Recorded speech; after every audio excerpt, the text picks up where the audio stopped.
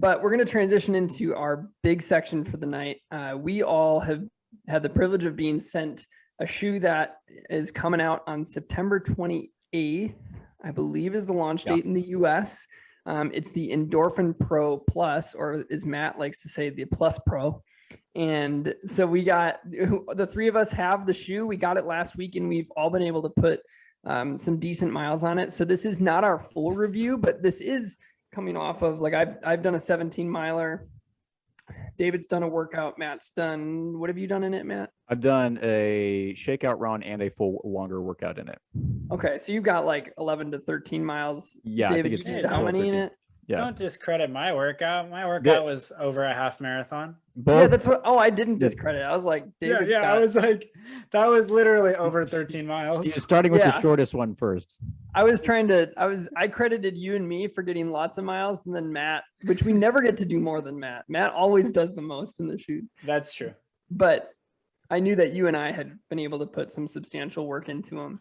And so we're gonna talk about the shoe and kind of give our, it's a mini review today that we're going to go through and talk some details of what our first experiences have been like. And then we're going to put together our full review after we get more testing. I have a track workout I'm going to take it for on Tuesday, and I'm sure the rest of us will get some more miles. I might run, we'll get to that later. So the big changes from this are coming from the upper. The tooling through the midsole is going to be the same, and the shaping with the speed roll technology, that's all consistent with what we've seen in the Endorphin Pro, the original, the Endorphin Pro 2, and now with the Endorphin Pro Plus. The changes are in the upper again. And unlike the changes from the original Pro to the Pro 2, it drops over a half ounce. So this is coming in at 6.9 ounces compared to around 7.5 for the Pro 2. So that's a substantial drop. And so let's just talk about how that upper performed for you guys so far. What's the fit like? Compare it to the other two in terms of what it feels like, and talk about some detailing of it that you appreciated or that you had problems with. I'll start where I was very interested, as always, someone who, to me, the heel can be either a make or break for a shoe in terms of, I can be very sensitive to heel counters. There's no heel counter here at all. So I think Nathan and Dave were expecting me to be like, oh, this is the greatest shoe ever. When I first put it on for a short shakeout run, I was doing some hill sprints in it. It didn't quite feel stable at first. And it took me a second to figure out that you just got to tie the laces down and then it's fine. So the upper for me fits like a slightly wider track spike. I mean, this upper is inspired by their Endorphin spike series. So it just feels like a teeny bit more snug, but then there's more flexibility at the same time. Upper's super light, much less, it's less structured. So really what I learned is make sure you tie it down. But once you tie it down like a track spike, it's really nice and locked in. So I love how light it is. And shout out to uppers. I feel like people don't talk about uppers enough. They're always like, hey, it's the carbon plate and the foam and the shoe. Like, uppers are really important. It's what holds your foot there. So I think it's really great. That's my quick thing. David, Nathan, what do you two think? Yeah, I mean, I feel pretty similarly. I never had any insecurity in the heel. But you just lace it down, it locks down like a wider track spike. That's probably the best way to put it. It's got a very performance-like feel to it. It's almost non-existent. I mean, I brought it to the long run today. I didn't wear it for the long run, but I showed it to my friend because I knew he'd love to see it. He's a shoe nerd just like us. And I brought the Endorphin Pro too as well. And he was like, dude, like the upper, he's like, the upper, it's like, it's non-existent. Like, it's crazy how light this upper is. Mm-hmm. But just because it's light, it doesn't necessarily feel fragile either. Like, it feels like a nice upper. It's just like a nice, lightweight, breathable mesh upper. And there is no heel counter. One thing I will say though, is when you take off, there's a little fold in the upper here. There is no heel counter, but they have it propped up a little bit by this little tiny little, I don't even know. I think it's just the sock liner that holds it up right there. Yep. And it just kind of comes anteriorly, towards the front at a little retro curve. And this little flab, you can feel it a little bit at first, but then once you get running, you kind of forget about it. but it feels kind of funny at first because it doesn't feel quite as, I don't know, like a traditional shoe would. Whereas this one, it's nice and cozy, and like this fits very much like a normal shoe would fit in the heel. But besides that, it locks down well. The tongue is very, very thin, and it's perforated with holes through it. It's very, very light. There is a little bit of like a sidewall that's created by the sock liner there. It seems like they try to do a lot with the sock liner. Like they try to like, that's what kind of firms up and holds the structure of this upper. Outside of that, this thing is pretty seamless. Like it's pretty lightweight and kind of falls on its own. Yeah. So yeah. Go ahead, Matt. I want to double up on the comment where like, despite how light it is, it doesn't feel fragile. It still feels like this is a solid upper, but it's a solid material, but it just has taken so much weight off. It's interesting to look and see, oh, you know, there's a lot more you can do with, I don't know if you can say less material, but yeah, they did it. It's a good. So Nathan, you've taken this the longest of all of us. What do you think? This is a rare day, guys. Can I relish in this for a little bit? You certainly can. You should take. You should enjoy this. Soak it in. I should just marathon train all the time, and I might get a little bit more in.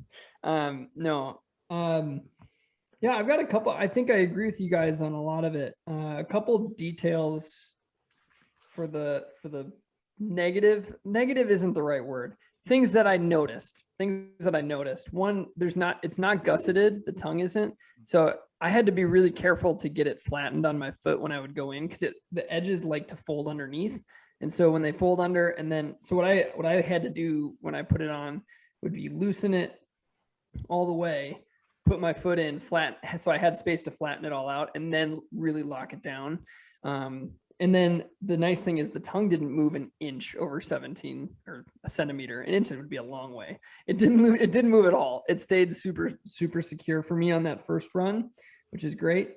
You guys talked about that in the heel, David, the little kind of fold there. They have like the heel is made out of like a suede material, which and it has a little bit of a padding. If you're on YouTube, you can see kind of this line that kind of traces around, and it's almost like a pseudo diamond or hexagon type shape. And that just is a little bit of padding. It doesn't give structure to it, but it does give padding. And I think that part was super important for keeping the heel secure, because there's no counter at all. That positioning of it really helped it sit on top of the heel bone and lock it in. And then the suede interacts with the sock that I was wearing so that it didn't like move at all. And then underneath of I think the other thing is underneath the tongue, it's also like a suede material, which I think helps just from like a keeping it secure standpoint. When I took it out, I laced it down really tight and it felt really good.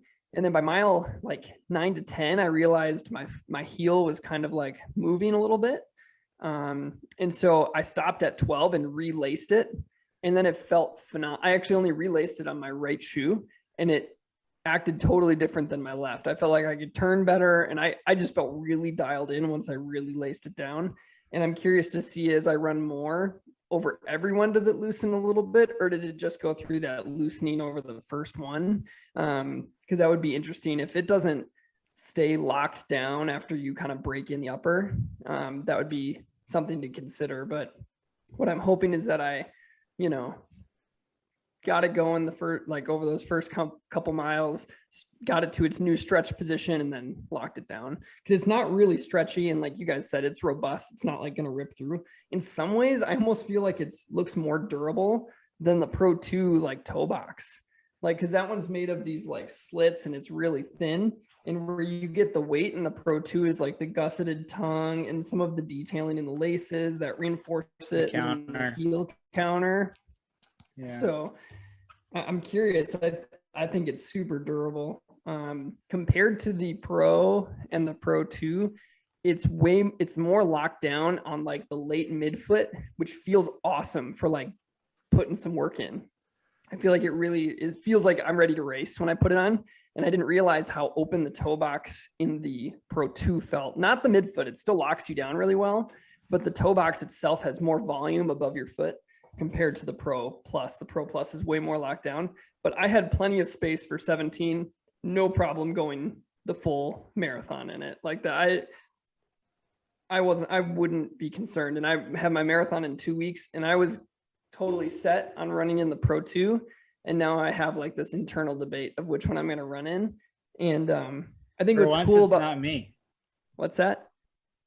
For once, the internal debate as to which shoe will be raced in is not me. You're always the one. You're so right. It's been fun though, because in the last month, I've done 18 in the original Pro. I've done 20 and 20, or no, I did 20 in the original Pro, 22 in the Pro 2, and then 17 in here. So I've ran in all three. And I definitely think for me, the upgrade from the 1 to the 2 really created heel security that I didn't know was really lacking in the first Pro. And so I feel really locked in. And then this new one, I didn't realize how much more of a racer feel you can get from the Pro 2 to the Pro Plus, because I think locking into the Pro Plus was like, oh, I could take this easy for a 10K, 5K now, because I felt really dialed in. Whereas the Pro 2, I felt like this is nice because it's a smooth shoe that can go at my 8-minute pace for the marathon and not feel like it's pushing me to go faster. And I still feel that with the Pro Plus, but I feel like it's so dialed in that I could really push the pace more. So do you guys agree with that? Like that idea of performance? Completely. Totally. For the viewers, do not underestimate uppers, because that's one thing that has been, for people that are more seasoned runners that have done it through high school, college, whatever, when you put on a track spike or a racing flat, and if you come from the olden days before all the super shoes, that was a huge part of competitive footwear, was how does that shoe lock down? Can you get it down? And that performance feel that you're talking about, you put it on and you're like, I'm ready to go. Like, that's what you want. It locks it down, gets that foot on the platform. You feel like you're just like ready. There's no slippage, no nothing. Like you're ready to roll. And like, if an upper can do that for you, especially in a performance shoe, that's huge. Right. Because that not only has a direct impact on how you maneuver your own body, but psychologically too, you feel ready to roll. So, right. And I would say if it can do that without you having to like put on an upper that just smashes your foot in there, which many of us, especially high school, maybe early college, didn't know any better. So like, oh, we need security. I don't want this to slip because I've gotten blisters. Like, I'm just going to shove my foot in here. And like, even though I'm black and blue at the end, at least it didn't come off my foot. Whereas now, like the quality of uppers, like especially this is good enough that it's like, even in a high stack shoe, I can turn in this and not feel any concern. And I did that. I was doing high speed turns in this and like forgot that I was wearing the Pro Plus. I was like, after I did it, I'm like, wait, that should have been more unstable, but it wasn't. So uppers are, again, especially with those races, if you're moving at faster speeds or when you're starting to fatigue and you start in there's turns in the course, like that can definitely cause some like ankle stuff, right? If you're fatigued and you turn the wrong way, but if you've got this thing locked on, you're good. Usually it's red on red, so you can't see it very well. But in the olden days, like, see, this is a traditional track spike. This is the Adidas Avanti. Before they updated all the foams and everything, basic EVA, P-backs plate, the whole whatever, tight lockdown through the midfoot. A lot of people race track spikes barefoot, and the lockdown was like almost too good for this. I have blood stains in both of these spikes, and that's what I was going to show. Because you were saying putting your foot into a platform that it's like you're kind of like forcing your foot into it. Don't buy white spikes if you're going to wear sockless. That's hilarious. Or not hilarious. That sounds awful. It is awful. I'm so glad I never ran track. Yeah. Anyways, shout out Adidas Avanti. That's cool. Well, here's a question for you guys. You know, we have more runs to get in, and I'm excited to take it on the track to kind of see a little bit more about this question just from an experience standpoint. But, you know, the Pro and the Pro 2 have a minimal heel counter. Like it's present, but it's very soft and you can fold it all the way. Whereas the Pro Plus does not have a heel counter at all. If anyone has the Speed Elite from Skechers or the Speed Freak, it also does not have a heel counter.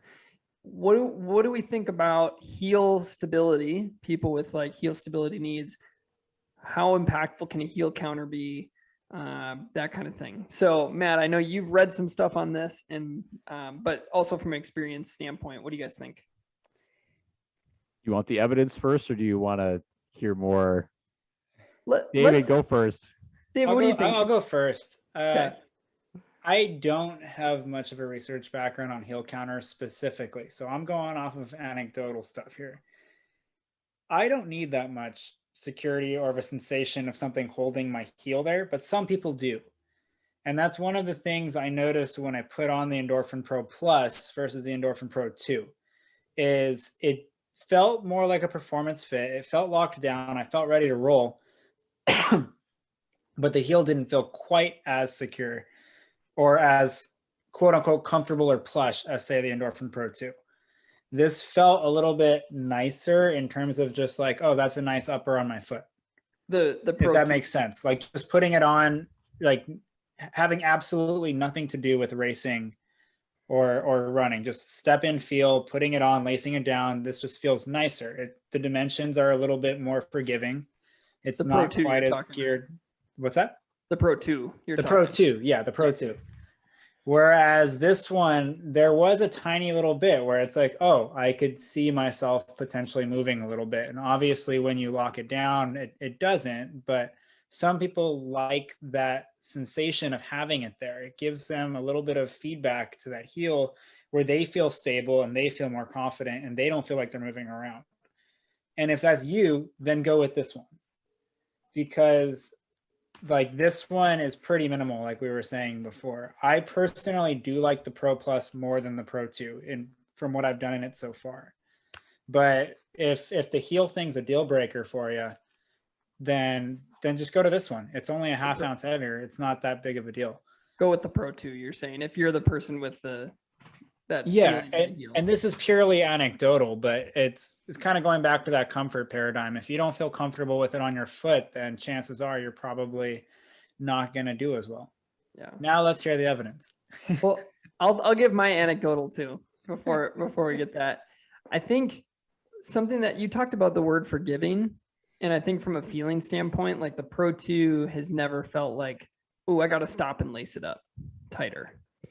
I had the one instance, I think, with the Pro Plus where I was like, I'm going to stop and lace it up because I'm feeling like my foot is starting to move.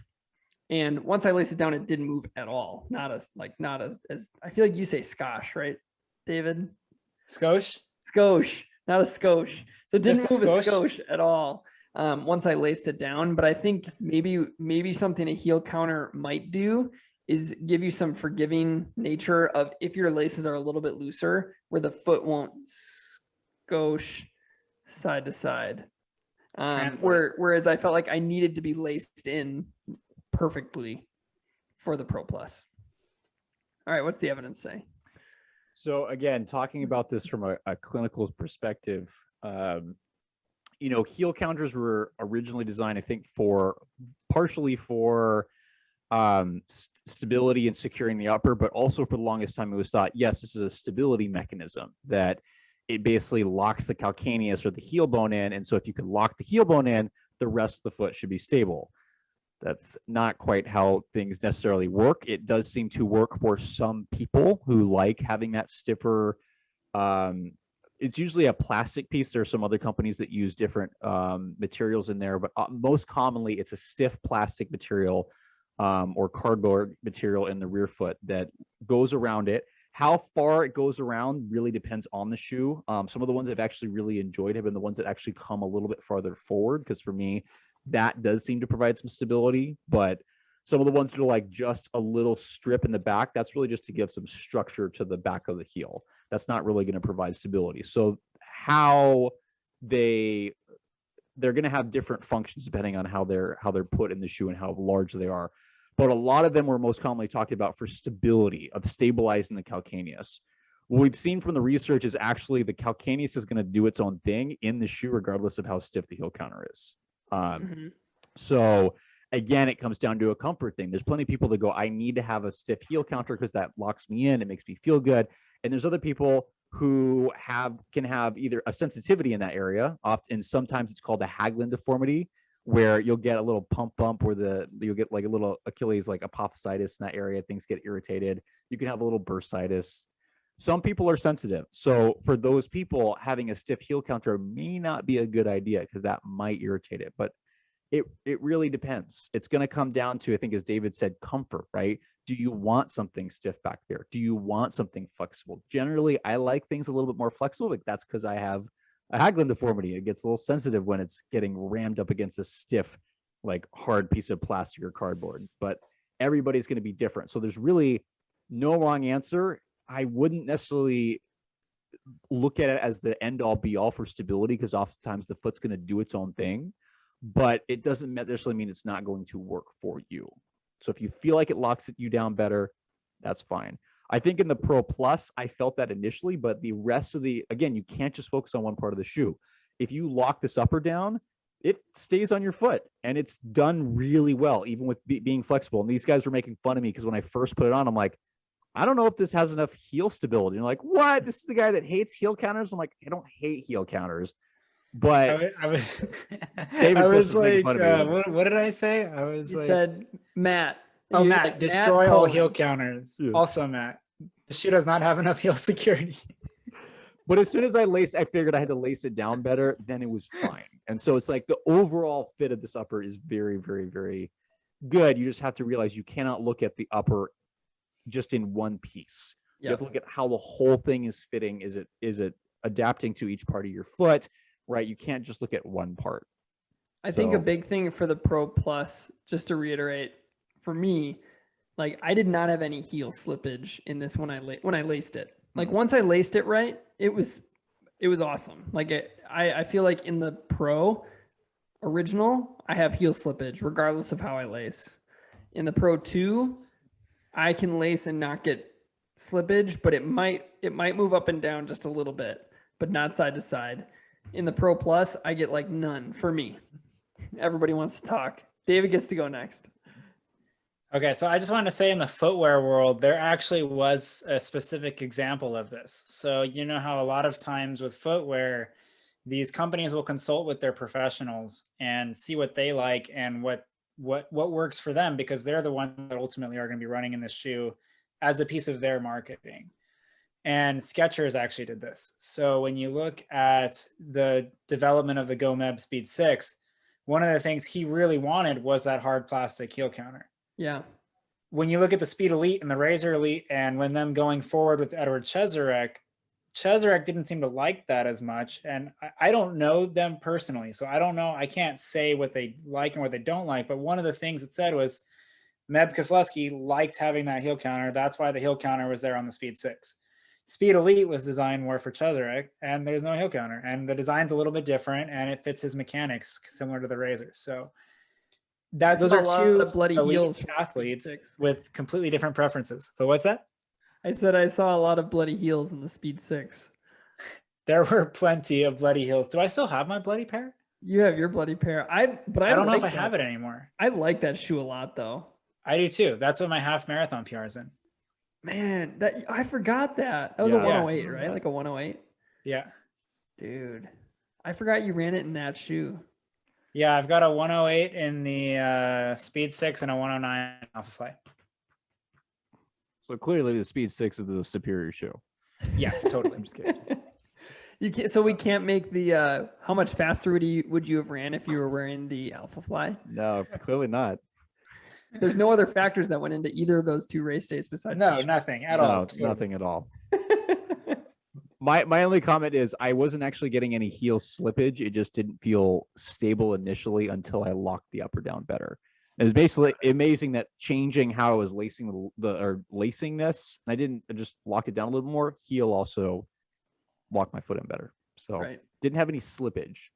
Got it. Just side to side a little bit is what I almost felt like. I think I resonate with that feeling a little bit, where I'm not sure where the difference, if there is for me, like a preference in terms of what it feels like, the stability between the Pro Plus and the Pro 2. And that's why I'm excited to take them out more before I get like a full review out, because I think one thing I I just hit my mic. Sorry if that made a loud noise for everybody. One thing that I think will be a consideration for me when I choose my marathon shoe is if I'm noticing a little bit more needs for stability from like my peroneals, because my peroneals get fired up sometimes. So if it needs it from the Pro Plus, I'm just going to go to the Pro 2. But if it seems like, oh, that was just because you didn't lace them right, then I'm going to go Pro Plus, because it feels really fun to run in because it locks you down. I just loved how it locked me down. It was awesome. It was awesome. Sockless running, also really good in this.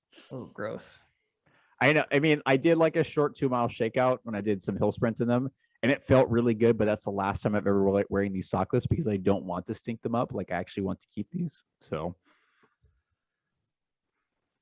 awesome. Everyone Any other looks away comments on the awkwardly. Pro Plus? Any other comments on the Pro Plus before we move on? Just wishing all the Saucony athletes a solid day. They're going to have a event for the Endorphin Plus, and they're all going to go after a 10K PR. Some of them are going to do more of a long workout beyond that, and they're not focusing on the 10K per se, but the ones that are focusing on the 10K, Jared Ward, I think Brian Schrader is going for it too. Good luck to all of you. If you listen to this, go crush it. Totally. That'd be pretty sweet if they listened to this. That would actually. That'd be awesome. Shout out WCC. Jared Ward is from the WCC. Jared Ward, I reference your study that you were on all the time. Not the recent one yet, but the McClellan. We're all just fanboys, you know. That's really what's going on here. Yep.